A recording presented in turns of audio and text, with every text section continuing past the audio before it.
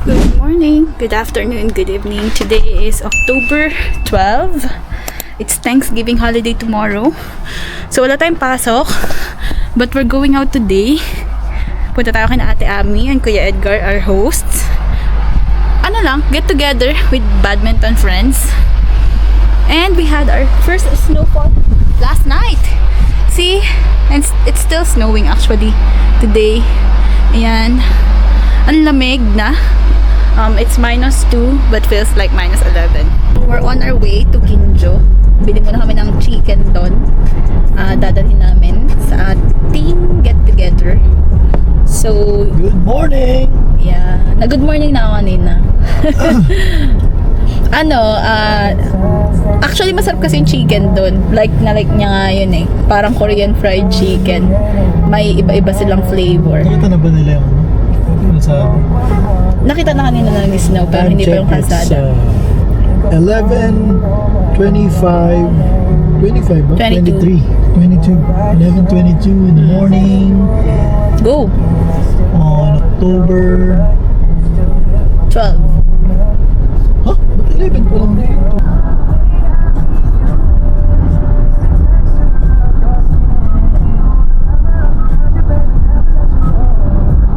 Malapit na sana tayo kasi nagkamali tayo ng exit. Hahaha.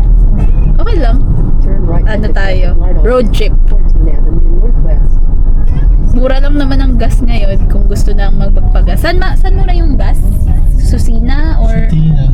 Ay, layo pala. Wag na. Pero magkano yung sa malapit sa atin? Like East Hills? Hindi naman nalalayo.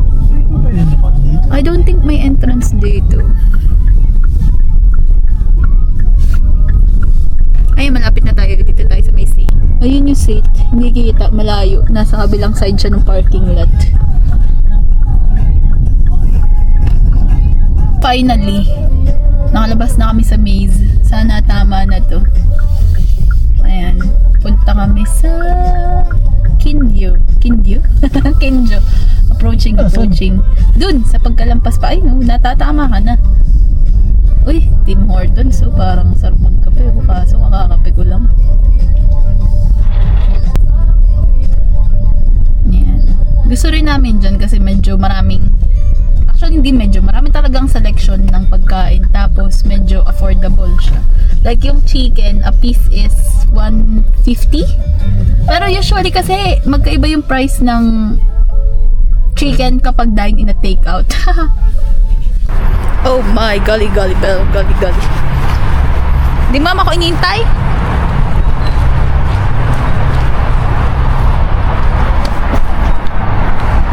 Thank you.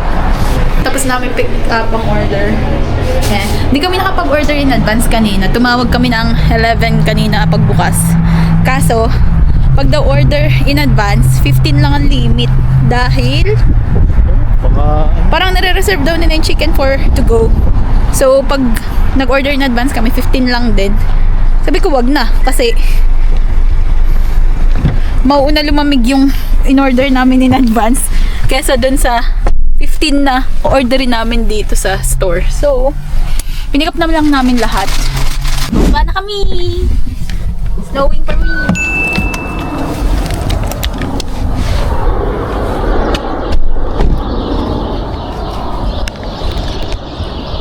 Tagilid. Kami siguro pinaka-owner rito. At least ikaw una nakapark. Ay kaso nandun ka na. Wala pa ng bahay mo. Ayun dalawa. Uy, may apple oh. Bagsak. Sabi nga na, sayang naman siya na. Bumagsak na nga daw. Actually, sabi ni ate, naunahan na daw sila nung mga ibon sa taas. Maganda oh, ang dami. Be, magtuktok ka na. Nilalamig na ako. Natakbo ko yung camera. Bakit? Ito yata ng Japan.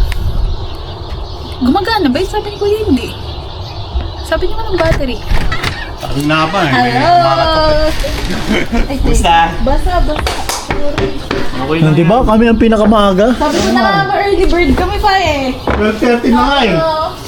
Ay. Sabi ko, late kami pero feeling ko kami pa una doon. Ba't yung ano dito? Red shirt lang pala.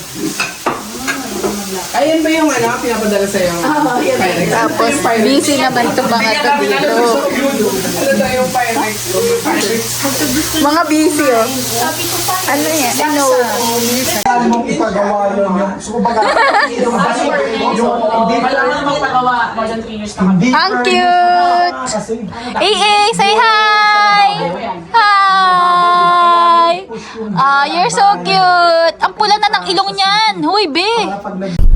Pagkatapos ng ilang oras ng kwentuhan, pauwi na tayo. Walang humpay na kwentuhan. Hindi na nakapag-vlog kanina kasi busy kumain, magluto ng samgyup, at magkwentuhan ng walang humpay.